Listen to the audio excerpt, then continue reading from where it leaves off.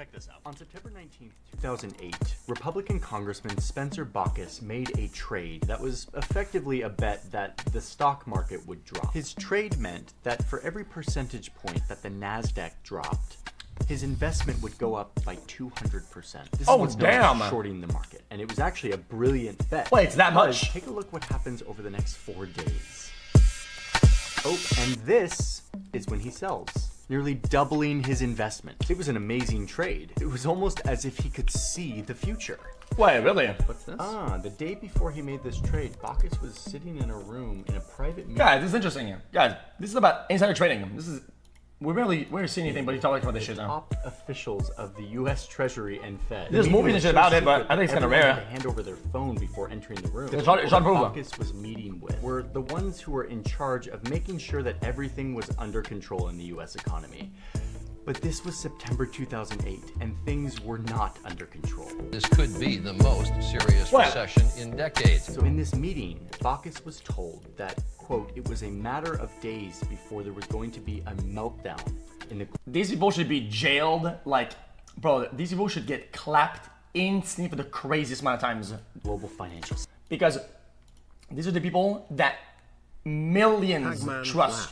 Every citizen, by the fact of paying their taxes, by doing their duties as a citizen, right? They give 100% of their trust in those people.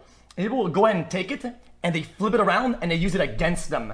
And that should be insta-jail, busted, fucking clapped on. Let's talk about these people should get destroyed. This market deteriorate. We're down over 16%. Okay.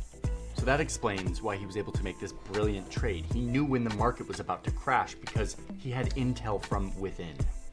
But what's crazy is that Baucus's short on the market wasn't breaking any rules. It was totally legal. Luckily, we have financial disclosures. All of the stocks that lawmakers buy and sell. Public information.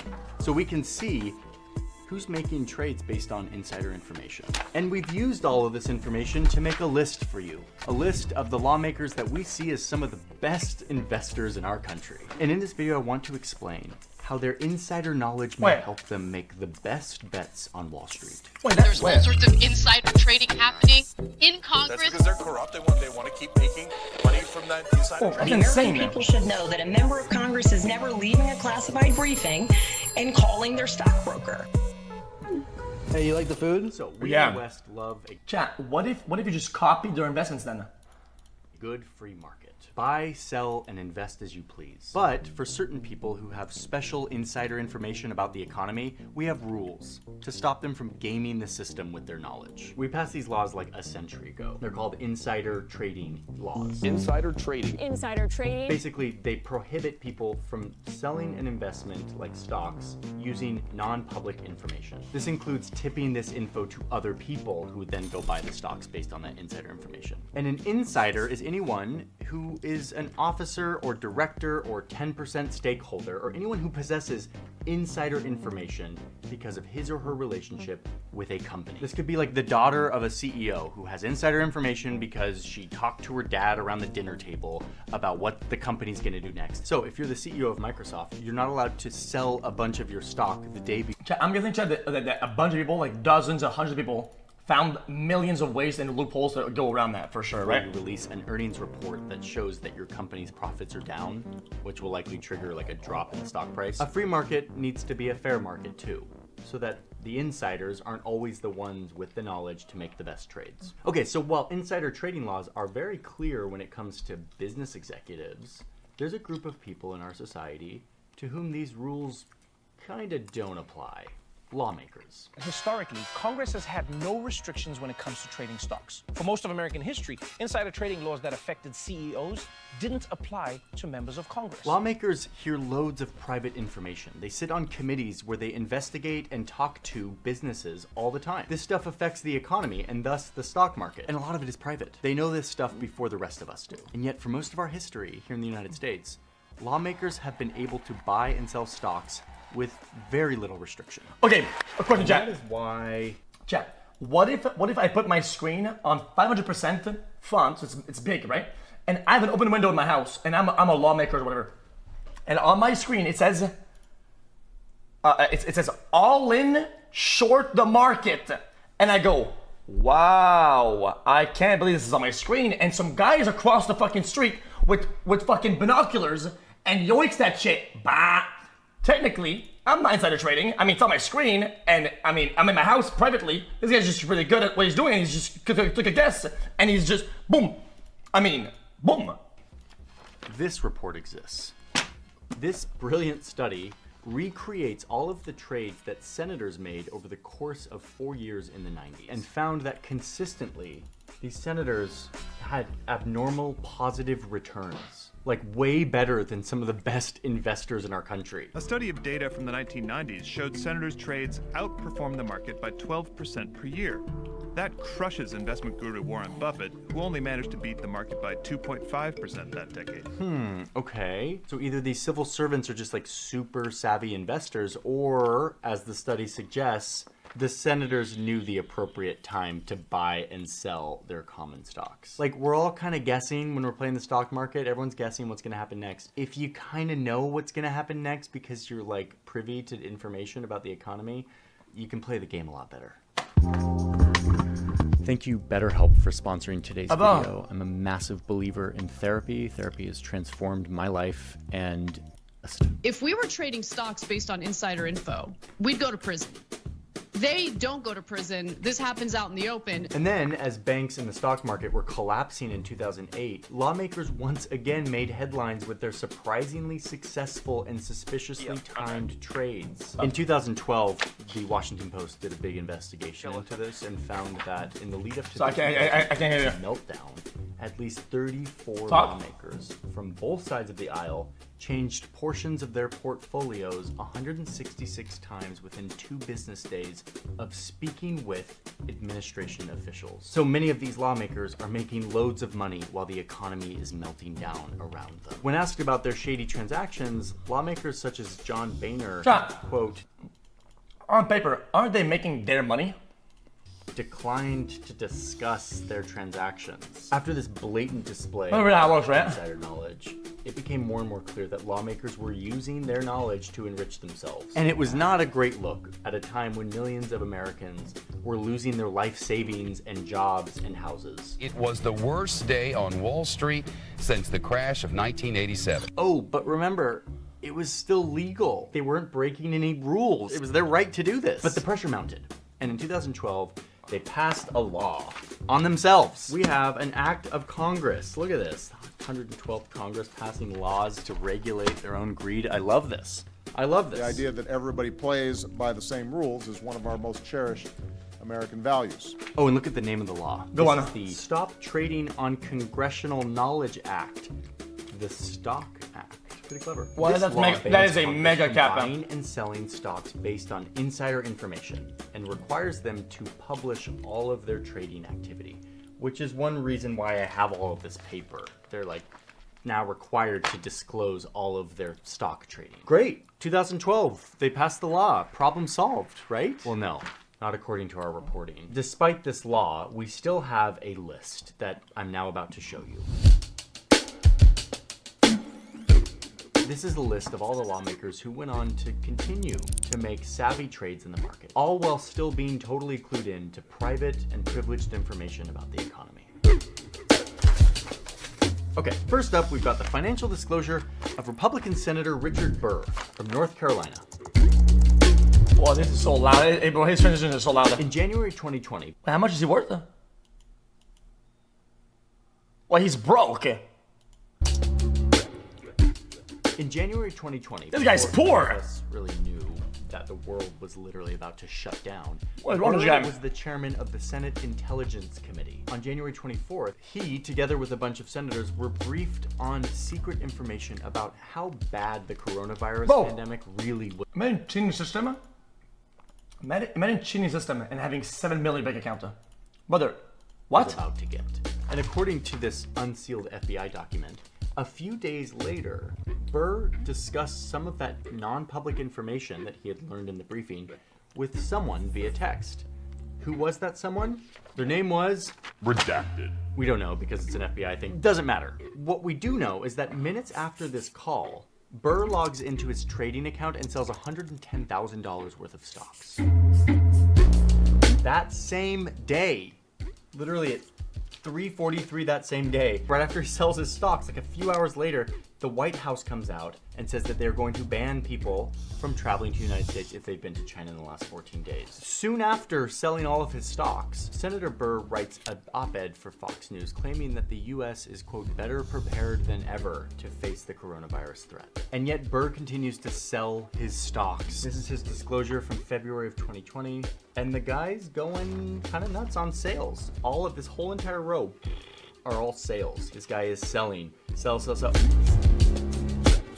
In this time period, Burr moved over $1 million from stocks into treasury securities, which is an investment that is super safe during an economic downturn. But what was crazy is that the stock market was at an all-time high, and he just sold essentially all of his stocks. Oh, and then it's about tanking. Okay. So why does this loser not say, you know what, dude, fuck it? Why didn't he short it then? Why does he only have the why does he only sell his shares when he could just short the fuck out of it? What a pussy.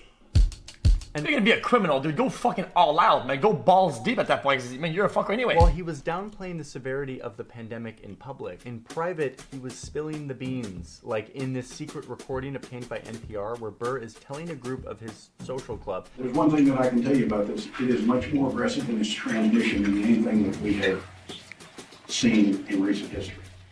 It's probably more akin to the 1918 pandemic. According to an investigation by ProPublica, Burr also passed his private info to his brother-in-law in a call that lasted only 50 seconds.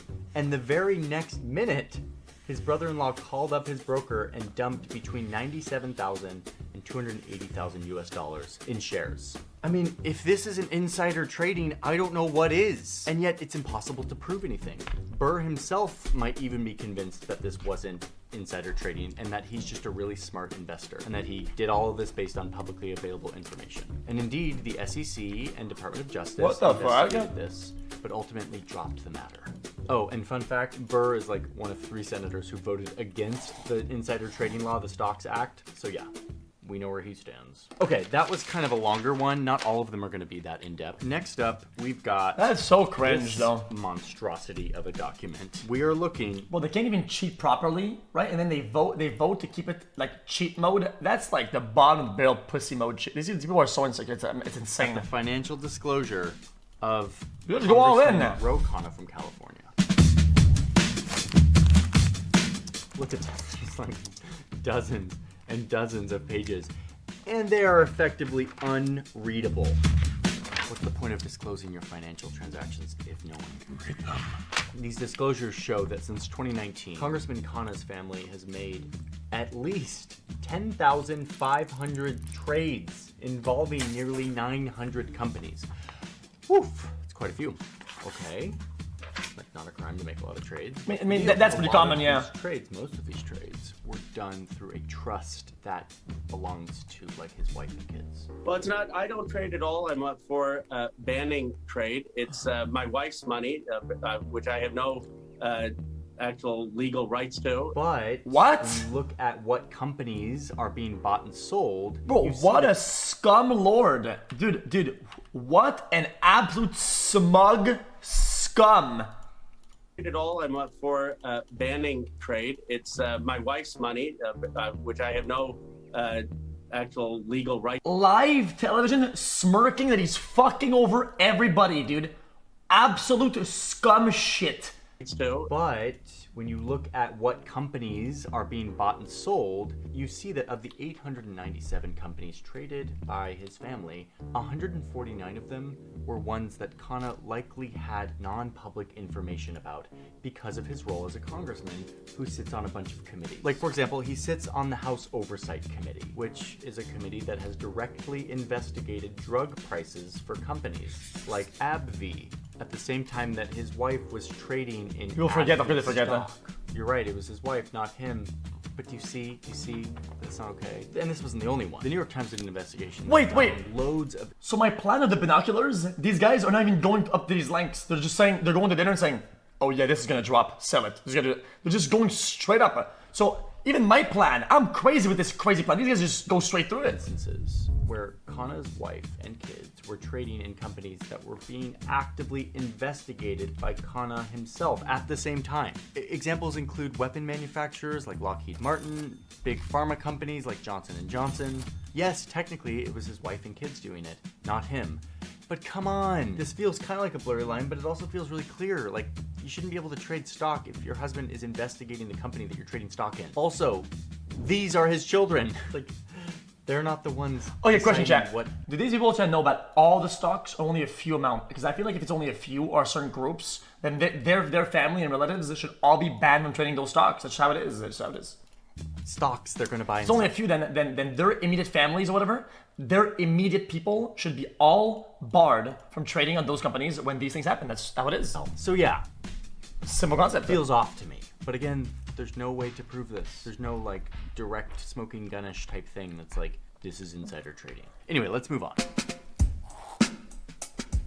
And then there is Congresswoman Nancy Pelosi, a Democrat from California who served as Speaker of the House for years. Speaker of the House is a role that has major influence on what laws get through our system. Nancy Pelosi is also married to... Oh my god, what happened to her face? So... Oh my god! What happened to her?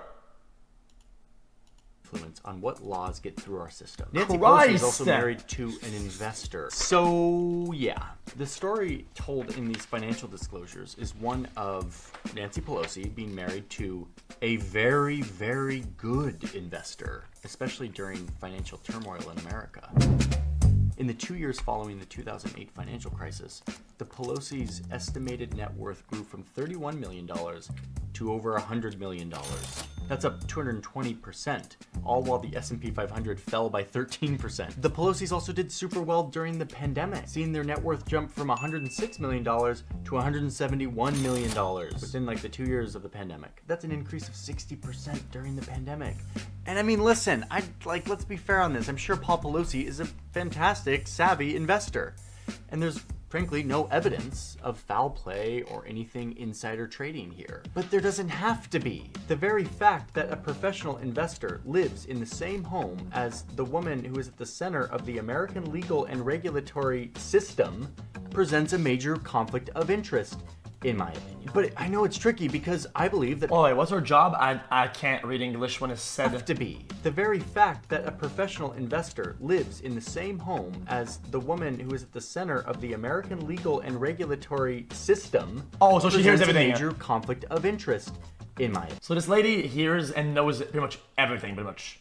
But I know it's tricky because I believe that people should be able to do what they want with their money. But when we pay our lawmakers to handle special information, it feels off to me when suddenly those lawmakers are making bank during financial meltdown. But it's not just these financial meltdowns and recessions where they do well. The Pelosi's sold $3 million worth of Google stock just a few weeks before the DOJ announced that it was suing Google for antitrust reasons, like right before their stock tanked. Why didn't they sell further closer to the they haven't? The Pelosi's know that the DOJ was gonna investigate. Do we know? No, we don't know, but the timing was fishy. And besides, there's plenty more examples here. Like when Paul Pelosi bought millions of dollars of Tesla stock. Okay, chat, I don't want to make a cringe thing about Among Us, but I feel like it's like Among Us, okay? Why? Because people remember back in the days, yep. It was like, oh dude, I kind of read the chat. Oh dude, I saw an emote, right? These things, once you have won a little bit, it's gone. Now integrity is lost. So like, I feel like you shouldn't be allowed to participate in any of this shit if you know even a little bit. Because that's otherwise it's like, well, now I know. Do I have to deliberately not sell and tank on purpose?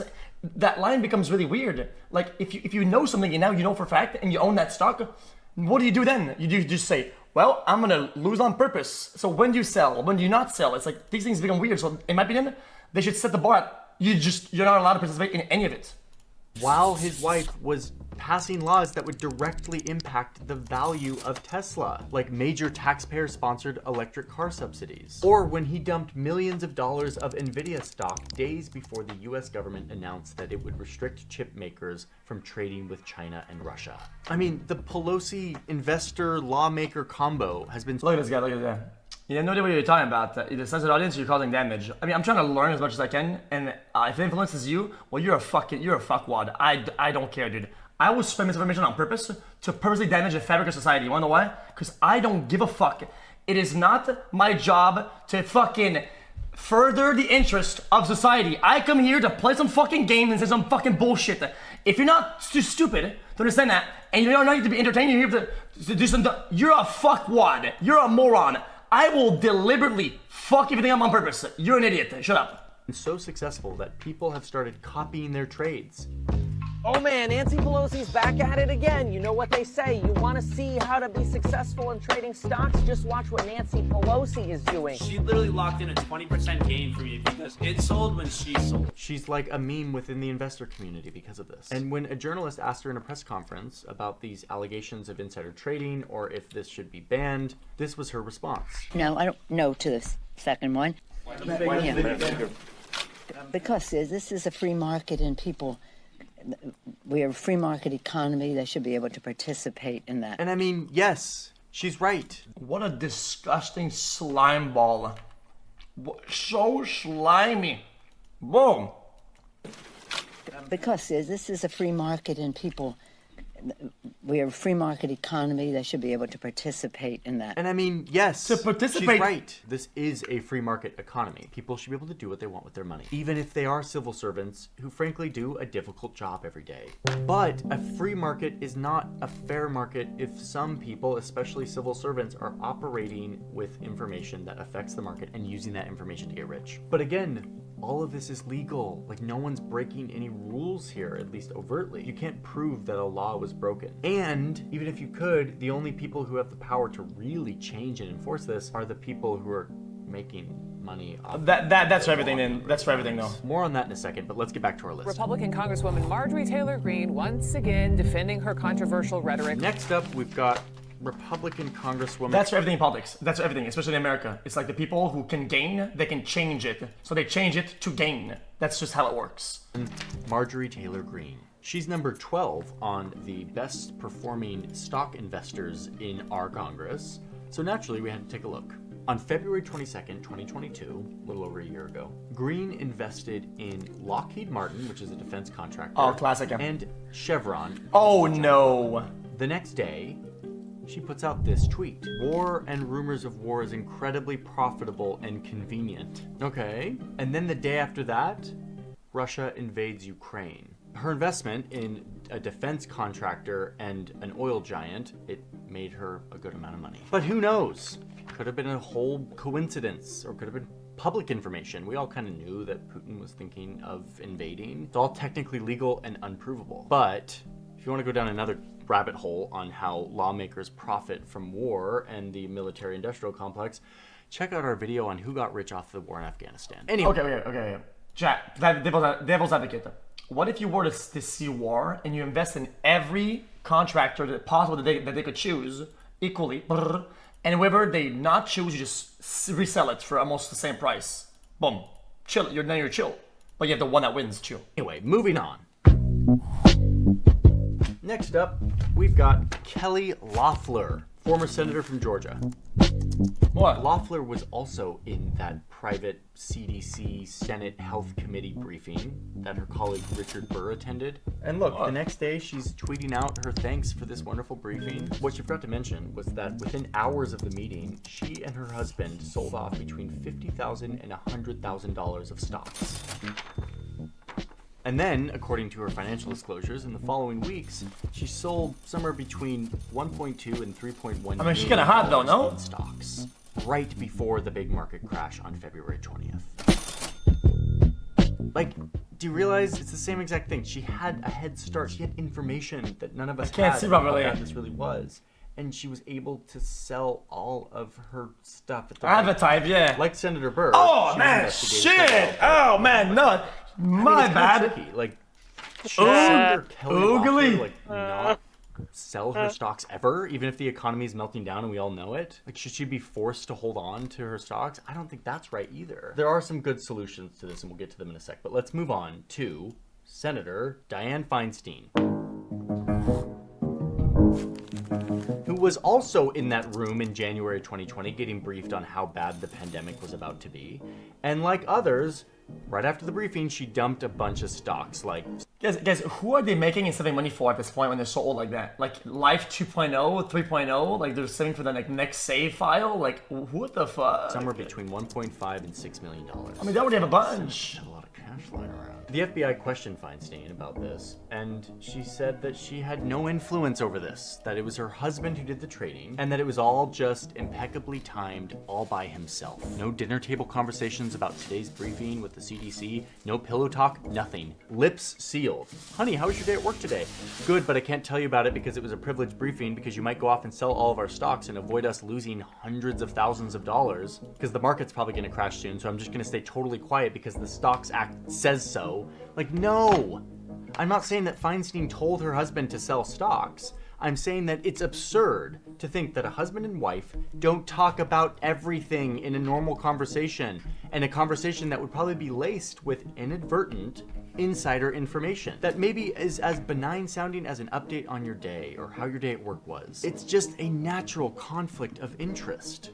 And yes, the FBI backed off and closed the investigation like they did for everybody else. Okay, let's get to one more case on our list. This is by no means a comprehensive list of everyone who has had suspicious timed trades. It's just sort of our highlights, and this is the last but not least.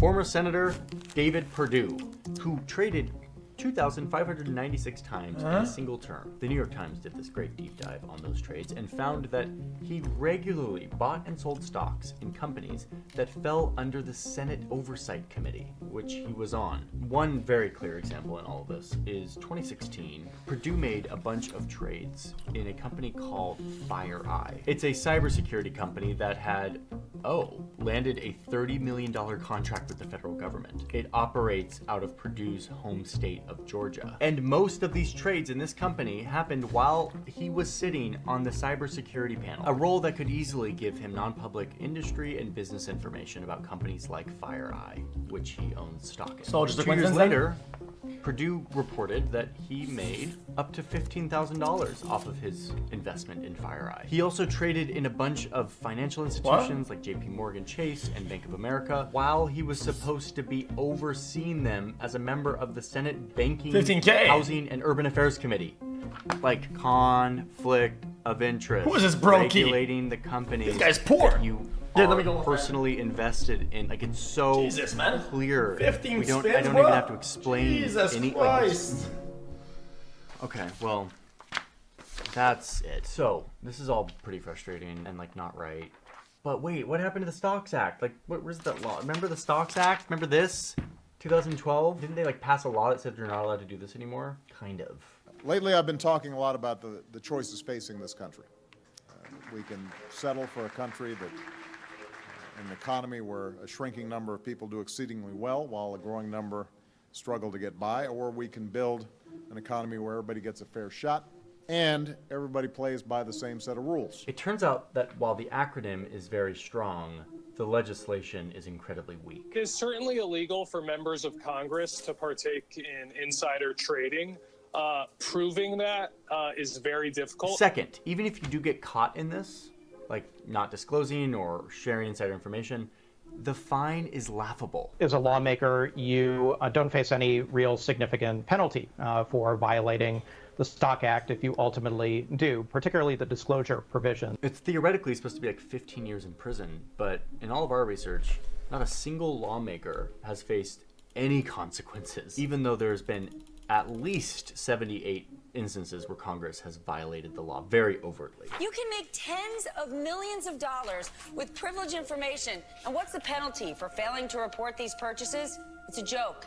It's as low as $200. The Stocks Act was never going to prevent members of Congress from making a few extra dollars here and there with their insider information. We are a free market economy. They should be able to participate in that. But here's the thing, lawmakers themselves know that this is a problem. Like, this is not a good look. But I'm actually for banning this trading. fucking Members of Congress motherfucker should not be selling individual stocks. Put it in a blind trust, trade in mutual funds. But it's not really happening anytime soon, and it's not hard to see why. I mean, we're talking about Congress having to regulate Congress.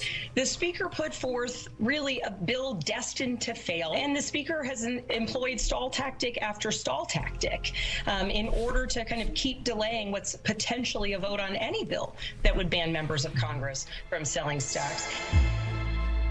The tragedy in all of this to me is that both our financial markets as well as our entire democracy and society are held together by a very important and delicate thing called trust. If we expect that to apply to our biggest corporations and to our most successful citizens, it certainly should apply to our elected officials, especially at a It's gonna cringe if they have to word it backwards, because the reality is that you should word it the opposite. It should be, these guys are way above, they know better, they do this shit, they own it, they make it, therefore they should be 100% all over that shit to not do the bad things. And if they do break those rules, the law should apply to them. In my opinion, the law should have a multiplier. If I was president, I would put a multiplier on sentences. If you are a police and you do things that are criminal and you break the law that you're supposed to enforce, you should have a 10x. If it's a $1,000 fine, it's 10K. 10K, 100K. You're supposed to spend 10 days in jail, it's 100 days in jail.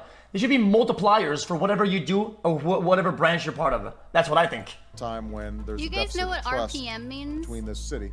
RPM? Revolution per minute? A democracy can only function Revolution per minute? if we trust the people running it. And stuff like this, even if technically no rules were broken in an evidence-based way, that undermines Do you know what that meant? trust. It looks really... Don't lie. No, what means? Okay, do you know what RPM means? Revolutions per minute. No, you're such a bullshitter because you just copied X. No, it's the car, RPM. And why? And how do you even know that? You don't even drive. Yo, I'm back. What's up? Neither of you. Because I watched a movie, Ferrari against Ford, and the guy goes 7,000 RPM. Okay. In January, a Republican senator who was feeling I was very talking about, do you know what because I was RPM a means? big fan of prevent NASCAR. election leaders from owning security and investments act, which spells Pelosi. The Pelosi Act. Man, if there's one thing that our elected officials seem to be good at, it's these acronyms that have like really fun optics but like don't actually do anything. What this says to me is no, nothing's going to change, but it just shows the fact that we can like create a meme out of Nancy Pelosi and then dogpile over how insider trading this all looks, even if there is no wrongdoing technically. That's the problem. The optics are the problem. Trust in our democracy is delicate, and the optics actually matter. Trust matters. When we erode that trust, we erode our democracy. If you, for example, are driving down the highway and you're going 55 miles an hour, but it's a 30-mile-an-hour zone, and you know you're only going to get a $5 ticket, well, you might be driving 55 a lot. Bro, this guy, bro, that room is busted. What's all that? Yeah, dog shit. You're like a dog. This is like the poo-poo. What the fuck? What is all that shit? I don't get it. Also, he's a fan of the Bills. The fucking Bills.